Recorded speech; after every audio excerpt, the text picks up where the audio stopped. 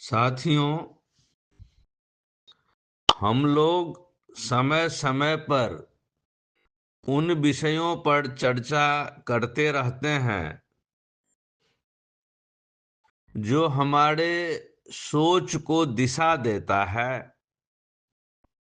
और स्थापित भ्रांतियों को समझने में मदद करता है।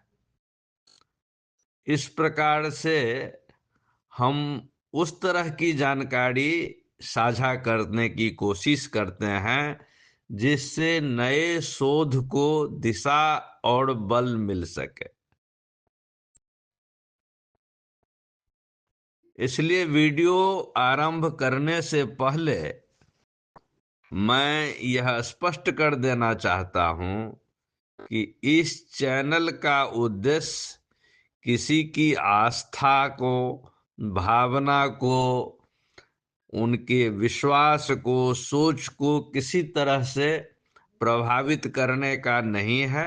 यह सिर्फ जानकारी के लिए है और यह जानकारी शोध में सहायक होने के लिए है। इसको किसी भी धर्म, जाति, भाषा, संप्रदाय, क्षेत्र, ऐसे किसी भी चीज से किसी तरह का विद्वेष नहीं है और उद्देश्य यहाँ सिर्फ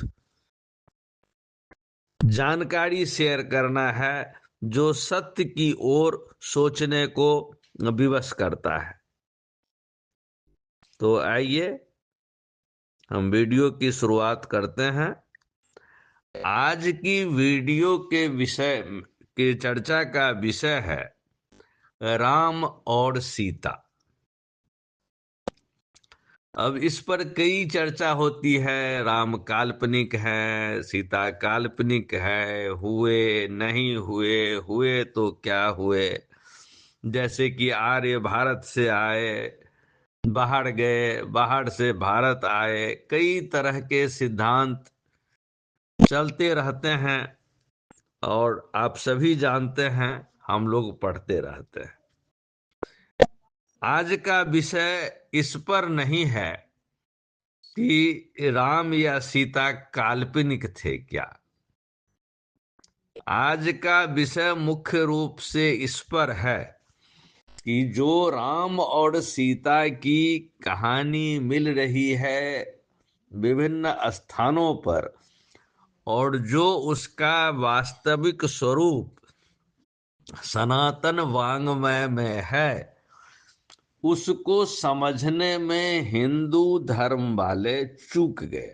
जब उन्होंने हिंदू धर्म बनाया सनातन धर्म से हट करके और उसको अलग करना चाहा, तो वो कहीं न कहीं चूक गए।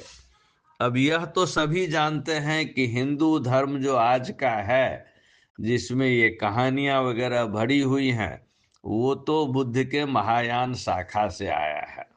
लेकिन जो सनातन धर्म है वह इस तरह के कहानियों से बिल्कुल अलग, इतिहास से अलग, विशुद्ध आध्यात्मिक सिद्धांत की बात करता है। और सनातन धर्म में राम और सीता सनातन के बहुत बड़े आधार हैं और हिंदू धर्म में उनके ऊपर कहानी बनाई गई है जो विभिन्न रामायणों, स्कंद पुराण, महाभारत के भी रामोपाख्यान इत्यादि जगह, कई जगह मिलते हैं, बिखरे हुए हैं, कई भाषाओं में रामायण है। अब यहाँ पर बुद्धिजीवियों के बीच में चर्चा का विषय यह हमेशा बना रहता है कि वाल्मीकि और तुलसी में अनेक तरह के अंतर क्यों हैं। अगर यह इतिहास है तो उस इतिहास के विवरण में। दूसरी बात कि राम और सीता इन दोनों ही कवियों के, वाल्मीकि के भी और तुलसी के भी नायक और नायिका हैं, बल्कि महानायक और महानायिका हैं।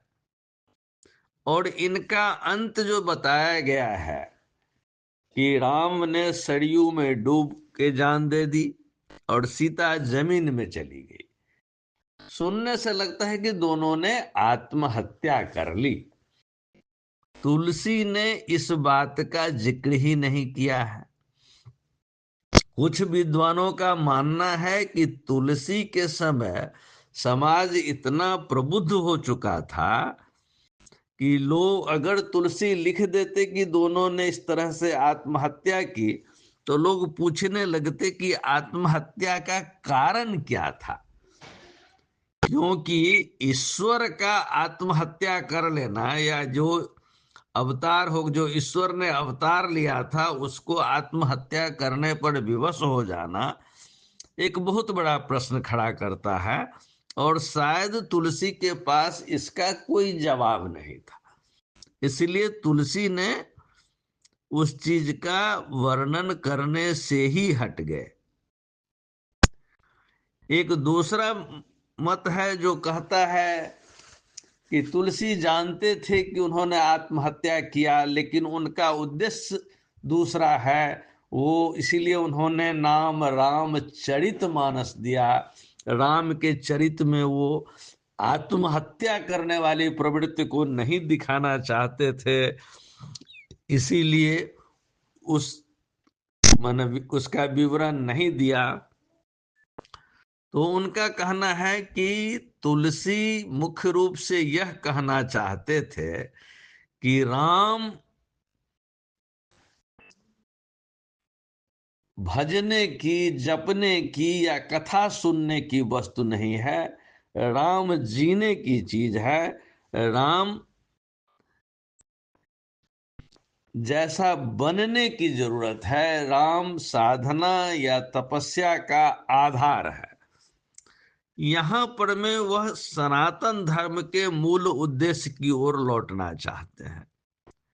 लेकिन फिर सवाल उठ जाता है कि अगर तुलसी ये चाहते थे कि राम भजने या कथा सुनने या जपने की नहीं, बल्कि उस चरित्र को जीने का नाम है, उस चरित्र को जीने का एक जो है प्रतीक है, हर को उसका अनुसरण करना चाहिए मनुष्य को, तो फिर तो राम और सीता काल्पनिक हो जाते हैं। और यह चीज जो है, यह बहुत लोगों को बर्दाश्त नहीं है, क्योंकि उनकी सारी सोच, उनकी गतिविधियां, उनके कायाकल्प, उनके द्वारा जुटाए गए जबरदस्ती के प्रमाण सब इस बात पर साबित करना चाहते हैं कि राम हुए थे, उनका जन्म हुआ था।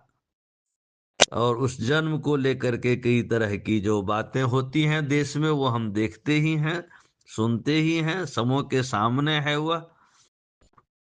उसके पीछे का जो उद्देश्य है वह भी लोग समझते हैं। तो यह सब हमारे चर्चा का विषय नहीं है आज का, क्योंकि जो भक्त हैं वो भक्त अपने इष्ट के विषय में कुछ भी कह सकते हैं, कुछ भी मान सकते हैं, कुछ भी कर सकते हैं, यह उनकी स्वतंत्रता है।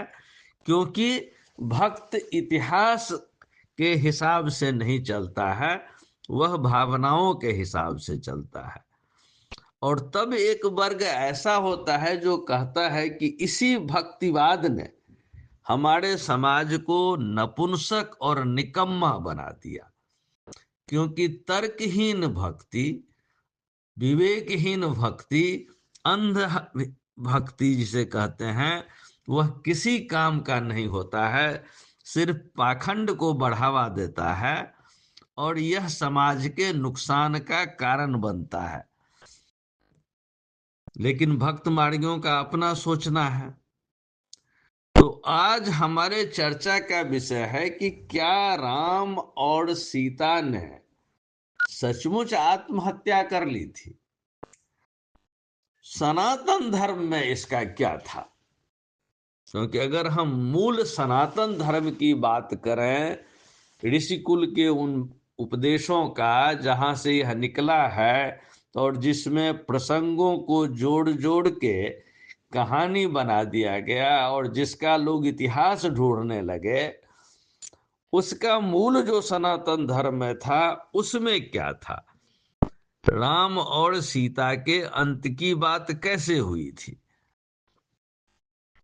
तो वहां हम पाते हैं कि वहां पर में राम कोई मनुष्य, कोई पुरुष नहीं है। रोम रोम में रमन करने वाले आत्मा को राम कहा गया है। साधना का मुख्य उद्देश्य आत्मदर्शन हुआ करता था, आत्म साक्षात्कार हुआ करता था। और यह आत्मदर्शन या आत्म साक्षात्कार करने वाला जीव, प्राणी को ही सीता कहा गया है। इसीलिए सीता के जन्म का विवरण बताते हैं कि वह जमीन से आता है। तो जमीन से कई अर्थों में, जैसे गीता में कहा गया है कि अन्न से ही सब कुछ बना है, यज्ञ से ही, तो जमीन के यज्ञ से जो बात करते हैं, फिर कभी हम बताएंगे सीता के जन्म के विषय में एक अलग वीडियो में। तो यह है कि जीव अपना काम करने के बाद जीव जमीन में चला जाता है और आत्मा वायुमंडल में चला जाता है। यही कारण है कि कहानी के अंत में दिखाते हैं कि सीता जमीन में चली गई और राम ने सरयू में प्रवेश कर लिया। अब चूंकि एक नदी का नाम सरयू रख दिया गया है और उसके बगल में एक नगर को हमने कहना शुरू कर दिया है कि यह अयोध्या है, तो इससे वह अयोध्या नहीं हो जाता है। इस विषय पर फिर चर्चा होगा, क्योंकि जब हम आत्मा और जीव की बात करते हैं तो किसी नगर की बात नहीं होगी, किसी नदी की बात नहीं होगी। तो अगर हम कौस्तुभ देखें हिंदी शब्दकोश, तो वहां पर पाते हैं कि सरयू का मतलब वायुमंडल होता है। और जीवन का यही ये है कि जब किसी का जीवन शेष हो जाता है तो शरीर को हम दफना देते हैं, जला देते हैं, भूमि में समर्पित कर देते हैं और आत्मा वायुमंडल में चला जाता है। तो आत्मा जो राम है, रोम रोम में रमन करने वाले, वो वायुमंडल में गए। जीव का शरीर जो है जीव रूप में, वह जमीन में गया। जैसे मैंने बताया कि सीता को ही, माने जीव को ही सीता कहते हैं। और आत्म साक्षात्कार के लिए ही जन्म होता है, क्योंकि हम संकल्प ही वही लेते हैं, तत्सवितुर्वरेण्यम। उस सविता जो हजारों सूर्य से भी ज्यादा तेजवान है और जो आत्मा बन करके हमारे अंदर बसा हुआ है, उसका वर्ण करने के लिए हम संकल्प लेते हैं, तत्सवितुर्वरेण्यम। और यह संकल्प तब पूरा होता है जब हम आत्म साक्षात्कार या आत्मदर्शन कर लेते हैं। अगर यह नहीं हुआ तो फिर अलग हो जाते हैं और जीव अपने इस चक्र में घूमता रहता है।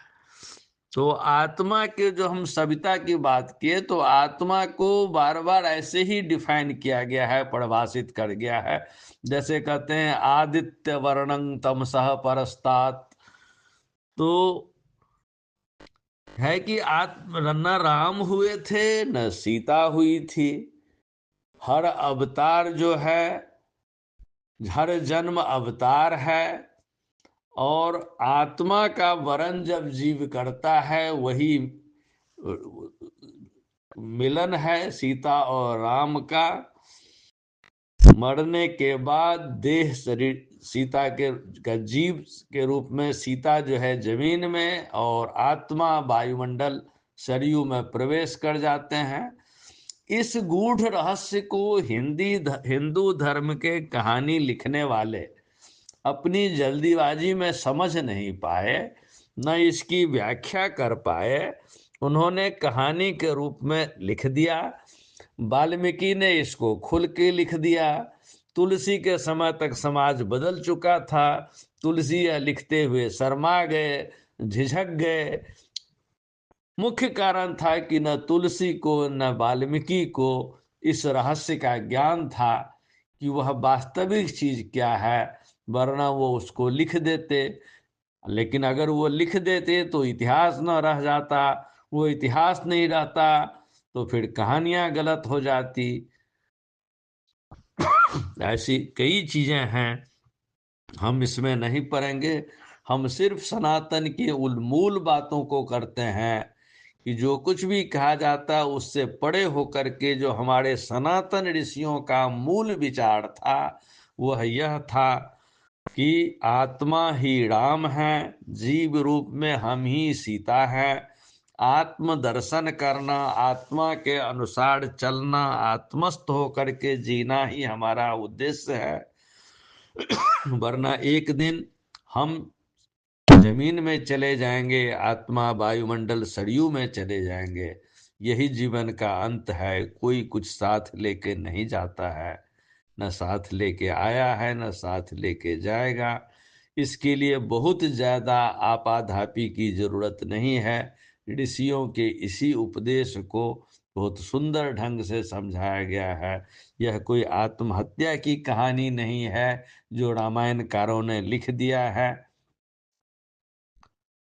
आज इतना ही आपने सुना और आपको पसंद आया तो इसे लाइक और शेयर जरूर कीजिएगा। धन्यवाद।